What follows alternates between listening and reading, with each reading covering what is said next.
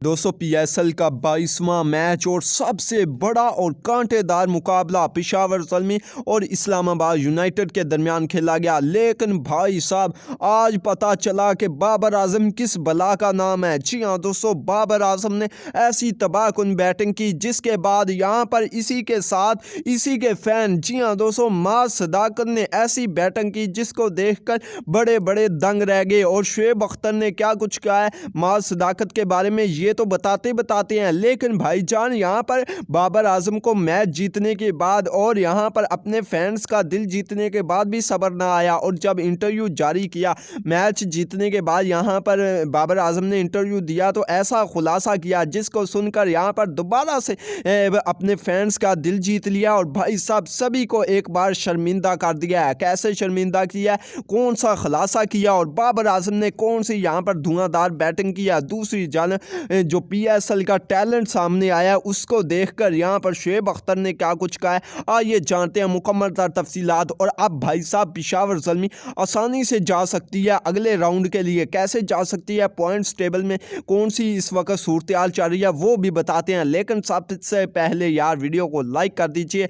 अगर आप भी बाबर आजम के फ़ैन हैं और बाबर आजम को एक बेहतरीन बल्लेबाज मानते हैं तो वीडियो को लाइक कर दीजिए और मज़ीद क्रिकेट के हवाले से अपडेट्स जानने के लिए चैनल को भी सब्सक्राइब कर लीजिए। अब वीडियो को बगैर देर के यार स्टार्ट करते हैं। तो बताते चलिए, यहाँ पर ना आज पहले बैटिंग की है इस्लामाबाद यूनाइटेड की और मुझे लगता है ऐसे था इस्लामाबाद के कप्तान शादाब खान का आज मूड ही नहीं था जीतने का। यानी कि इन लोगों ने ना आज हैदर अली को शामिल किया ना भाई साहब यहाँ पर एंड्रेस होस को किया, जो कि भाईजान लास्ट 2 इनिंग्स में फॉर्म में आया है और भाई साहब ने तेज तरीन 50 की है उसको भी नहीं शामिल किया और जेसन होल्डर को भी नहीं शामिल किया। आगे आप अंदाज़ा लगा लें। और साहबजादा फरहान और मेयर्स यहाँ पर बैटिंग करने के लिए आते हैं, लेकिन साहबजादा फरहान भाई साहब यहाँ पर कुछ नहीं कर पाता। इन दोनों ने यहाँ पर पार्टनरशिप तो बिल्ड कर ली, पावर प्ले में बगैर किसी विकेट के नुकसान पर यहाँ पर बैटिंग की है। लेकिन भाईजान पेशावर ज़ल्मी के बॉलरों के सामने ये सभी बेबस नजर आई हैं। हर तरह की यहाँ पर शॉट लगाने की कोशिश की, लेकिन इनके बॉलर्स ने कहा कि आज नहीं बेटा, आज आपको नहीं यहाँ पर हम हिलने भी देंगे। और वही बात हुई है, यहाँ पर अलजारी जोसेफ और मोहम्मद अली जिसको मार पड़ती थी उसने इस तरीके से यहाँ पर बाउंसर लगाए हैं कि साहबजादा फरहान खुद हैरान रह गया कि भाई साहब मेरे साथ हो क्या रहा है। और अहमद दानियार ने यहाँ पर साहबजादा फरहान की विकेट ले ली, जिसके बाद मोहम्मद अली ने भी भाई साहब अपना काम दिखाते हुए यहाँ पर मेयर्स को आउट कर दिया। उसके बाद फिर यहाँ पर कोलिंग मैनरो और यहाँ पर सलमान अली आगा आते हैं, लेकिन सलमान अली आगा यहाँ पर शोर लगाने की कोशिश करते हैं, यानी कि कट देने की कोशिश करते हैं, लेकिन सामने होता है बॉलर यानी कि साइम अयूब और साइम अयूब भाई साहब यहाँ पर सलमान अली आगा की अहम तरीन विकेट ले लेता है। और ये यार यहाँ पर मैच विनिंग पॉइंट होता है, यानी कि यहाँ पर सलमान अली आगा जब चला जाता है ना तो इसके बाद यहाँ पर ना इस्लामाबाद की पूरी टीम यहाँ पर लड़खड़ा जाती है और सलमान अली आगा एक बंदे के जाने से कोई भी यहाँ पर रन नहीं बना पाता।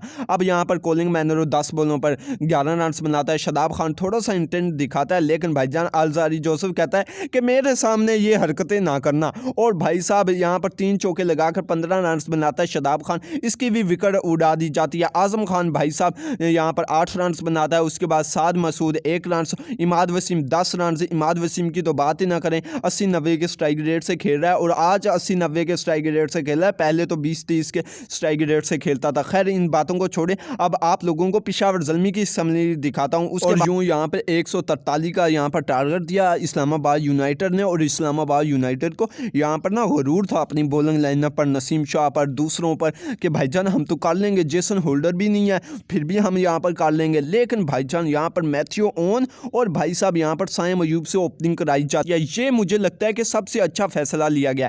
लेकिन यहाँ पर मेरे ख्याल से मोहम्मद हारिस को यहाँ पर ओपनिंग करनी चाहिए थी, लेकिन यहाँ पर मैथ्यू ओन ने भाई साहब आते सारी छक्के से स्वागत किया है। भाईजान पहली बॉल पर यहाँ पर छक्का लगाया, जिसके बाद यहाँ पर दूसरी बॉल पर ये आउट हो गया। जी हाँ दोस्तों, यहाँ पर आउट हो गया। उसके बाद यहाँ पर साइम अयूब तो फिर यहाँ पर नाकाम रहे हैं, 2 विकेटें गिर चुकी थी यहाँ पर 12 रन पर। लेकिन उसके बाद बाबर आजम और मोहम्मद हारिस आते हैं। मोहम्मद हारिस भाई साहब हर बार की तरह इस बार छक्के से स्वागत करता है, चौका लगाता है, 13 रन बनाता है, चला जाता है। उसके बाद 3 विकेटें गिर चुकी होती हैं। ऐसे लगता है कि पेशावर ज़ल्मी अब लड़खड़ाएगी, लेकिन उसी वक्त विलियन की तरह एंट्री होती है माज सदाकत की और भाई साहब फिर यहाँ पर बाबर आजम को कहता है बस आपने देखना है मैं करता इनके साथ क्या हूँ। और भाई साहब वही बात हुई, बाबर आजम साइड पर खड़ा देखता रहा कि हो क्या रहा है। और भाई साहब इस बंदे ने आते सार यहाँ पर ना छक्के चौकों से बरसात कर दिया और कोई नहीं देखा, यहाँ पर किसी बॉलर का लिहाज नहीं किया और कोई पिच का यहाँ पर इसने कोई मुआवजा नहीं किया कि भाई साहब कौन सी पिच है,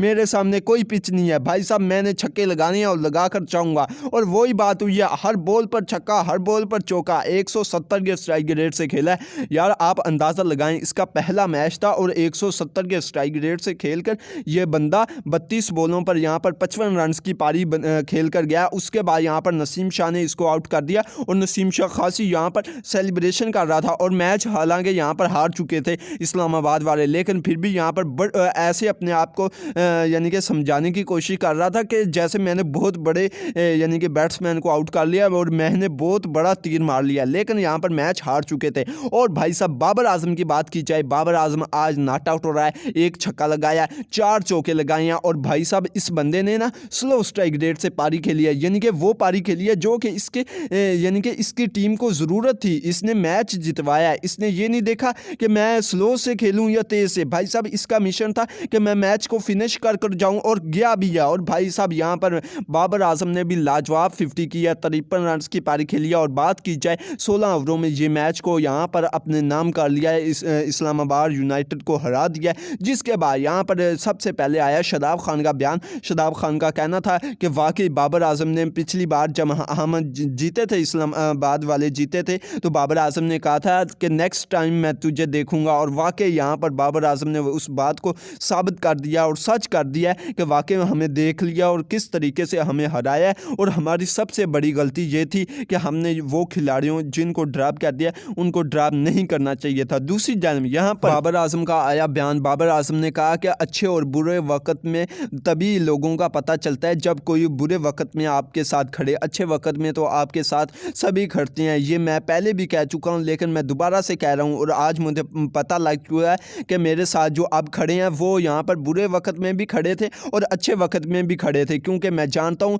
कि मैं आज यहाँ पर 50 लगा पाया हूँ, किन लोगों की वजह से लगा पाया हूँ, वो मैं अपने फैंस की वजह से लगा पाया हूँ कि जिन्होंने मुझे बुरे वक्त में सपोर्ट किया था, यानी कि अपने फैंस को काफ़ी ज़्यादा यहाँ पर अप्रिशिएट किया बाबर आजम ने। और कहा है कि हम इंशाल्लाह यहाँ पर आपको और ज़्यादा यहाँ पर खुशियाँ पहुँचाएंगे। बाबर आजम का कहना था कि मैंने बहुत ज़्यादा आपको यहाँ पर डिसपॉइंटेड किया जिस अंदाज से मैंने यहाँ पर रिसेंटली पारियाँ खेली हैं, लेकिन अब यहाँ पर आप गम ना मनाओ और मैं वापस आ चुका हूँ और इंशाल्लाह आपके लिए मैं खेलूँगा। बाबर आजम का ये बयान था, जिसके बाद यहाँ पर हर तरफ से गूंज आने लगी कि बाबर बाबर। जी हाँ दोस्तों, बाबर आजम का ये बयान था। जिसके बाद यहाँ पर पॉइंट्स टेबल की बात की जाए तो अब भाई साहब पेशावर ज़ल्मी ने तीनों मैच जीतने हैं, अगले जो रहते हैं तो पेशावर ज़ल्मी क्वालिफाई कर जाएगी आसानी के साथ। आप लोगों को क्या लगता है कि पेशावर ज़ल्मी आगे जा पाएगी या नहीं? अपनी राय कमेंट सेक्शन में ज़रूर दीजिए।